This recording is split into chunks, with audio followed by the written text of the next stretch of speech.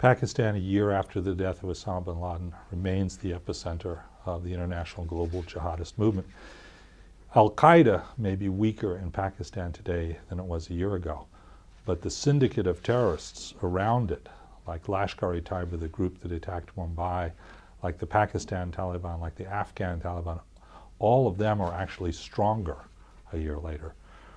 Pakistan was traumatized by what happened that night.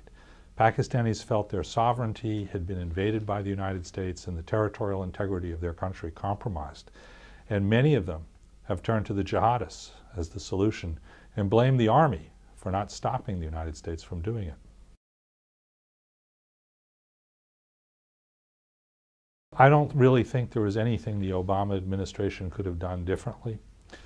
The most extraordinary decision the president made before the SEAL raid was one that's gotten very little attention, really.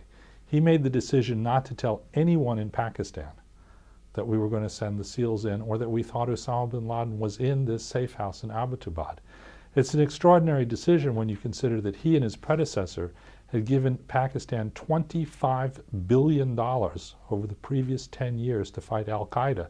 And yet when the moment of truth came, he decided rightly he couldn't trust the Pakistanis. And because he couldn't trust them, there's no way you could have made the sting of the SEAL raid any easier for Pakistanis to swallow.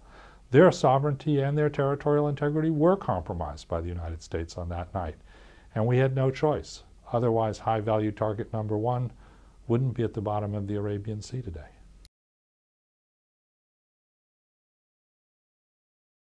Al-Qaeda has become more than just an organization. It's an idea. It's a narrative. It's the whole philosophy of global jihad.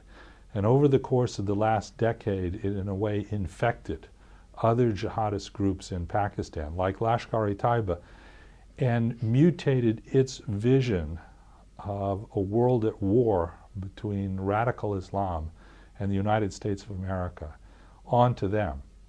And they have now adopted the same target set as Al-Qaeda: Crusaders, Zionists, and Hindus, Americans, Israelis, and Indians. That gravitation, that mutation in the Pakistani terrorist syndrome has created what may be a much bigger and more dangerous enemy over the course of the next decade than what we've already seen in the last decade.